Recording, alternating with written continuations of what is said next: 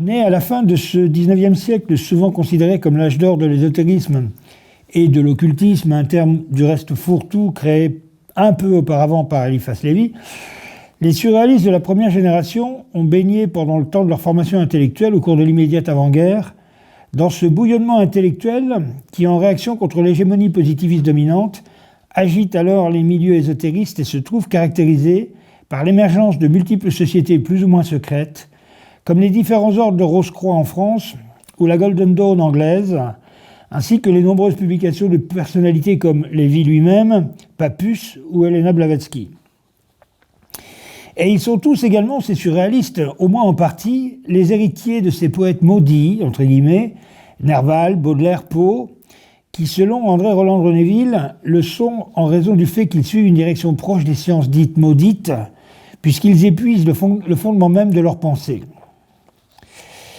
Comme j'ai déjà eu l'occasion de le montrer dans mes livres, André Breton et ses amis ont de fait toujours manifesté le plus vif intérêt pour l'ésotérisme sous toutes ses formes,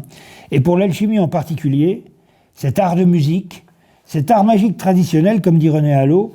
que Gaston Bachelard disait traversé par une immense rêverie sexuelle, par une rêverie de richesse et de rajeunissement, par une rêverie de puissance. Breton en personne, du reste, l'identifie directement dans sa lettre aux voyantes à une, je cite, « vérité morale », celle qui sous-tend la quête de l'or du temps, ce moteur perpétuel du surréalisme, comme dit Eugène Cancelier, dans laquelle lui, comme ses proches, se trouvent engagés, celle que recherchaient sans doute déjà Nicolas Flamel et les autres disciples de la science d'amour, fondée sur la loi universelle d'analogie et par laquelle communiquent tous les règnes et tous les niveaux d'existence. Et à cet égard, on se gardera bien de minimiser le contenu symbolique de la maxime de 1924, choisie après sa mort par ses amis pour figurer comme épitaphe sur sa tombe « Je cherche l'or du temps ». L'attirance des surréalistes pour le grand art remonte ainsi pratiquement aux origines du mouvement, et elle ne fera, avec les années, qu'aller en s'approfondissant. Breton entretenant encore essentiellement lors de leur première rencontre, le 20 avril 1960, le jeune Philippe Solers d'alchimie.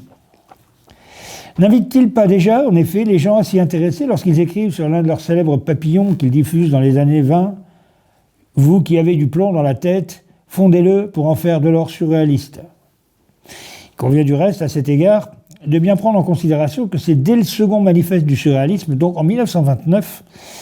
que Breton déclare explicitement, citation, « Je demande qu'on veuille bien observer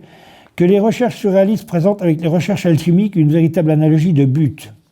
La pierre philosophale n'est rien d'autre que ce qui devrait permettre à l'imagination de l'homme de prendre sur toute chose une revanche éclatante, et nous voici à nouveau, après des siècles de domestication de l'esprit et de résignation folle,